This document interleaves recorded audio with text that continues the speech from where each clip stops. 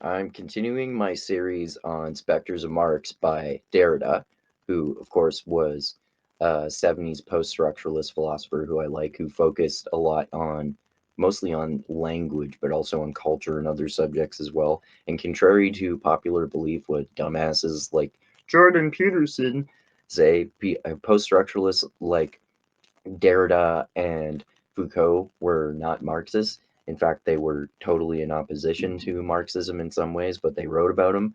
So dumbasses like Jordan Peterson think that writing about Marx makes you a Marxist, even if you are critical of him. Anyway, so for this section of the book, in this book, of course, Specters of Marx, Derrida is writing about Marx, and in this particular section, he's talking about another philosopher, Blanchot's opinion on Marx. And so remember, Blanchot, he was a 20th century philosopher and literary theorist who focused on subjects like death and ethics. And he was heavily influenced by people like Deleuze and Heidegger. Remember, Deleuze was a post-structuralist who was an actual Marxist who was heavily influenced by Foucault, who's my favorite 70s pervert post-structuralist philosopher. And Heidegger, I've been talking about him a lot lately in various book series. He's the 20th century phenomenologist who often studied metaphysics. So anyway, in this section of the book, um, Derrida is just quoting Blanchot criticizing Marx.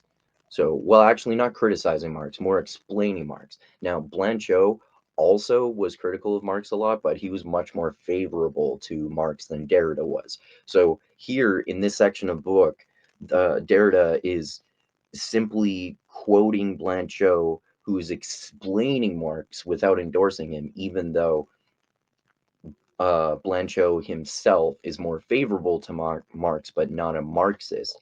In this part, that's not even relevant because he's just explaining it. He's not endorsing it, like I said. All right, so with all that in mind, let's get into this paragraph of Blanchot talking about science and Marxism here. All right.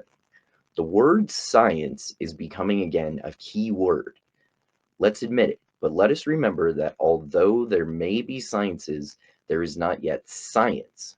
So basically, there's like science, there are sciences and there's the scientific method, but there's not like this objective overruling science that gives us objective knowledge of reality. And so there may be sciences, there's not yet science, because the scientificity of, so scientificity, it just basically means having characteristics of science.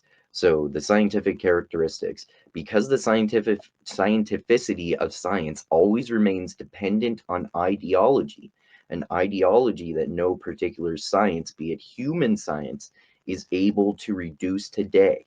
So this is the most important part of this paragraph to me. So the scientificity of science always remains dependent on ideology. I think he means like the way that scientific in this context, the way that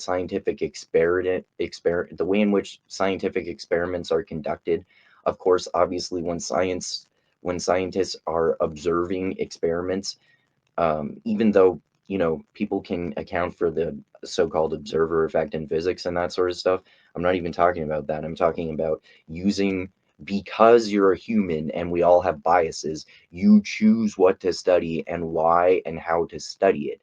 And that is the ideological part of scientists, not science, which means that there's no such thing as objective scientific knowledge, because how we conduct scientific experiments is based on on ideology, which does not at all negate the results of scientific experiments, but it means we have to keep in mind that what is studied and how it is studied is based on our ideology. The scientific results are accurate, but what we're considering is based on ideology.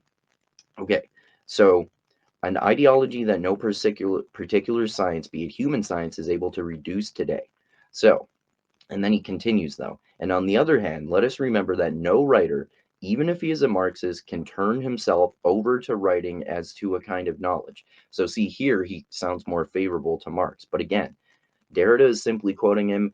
He was not at all a Marxist.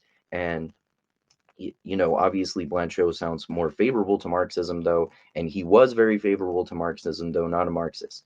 But this is interesting. Let us remember that no writer, even if he's a Marxist, so to him, even if they're good, can turn himself over to writing as to a kind of knowledge. So science is based on ideology, so we don't actually gain complete absolute knowledge from science, but neither do we actually gain absolute knowledge from writing.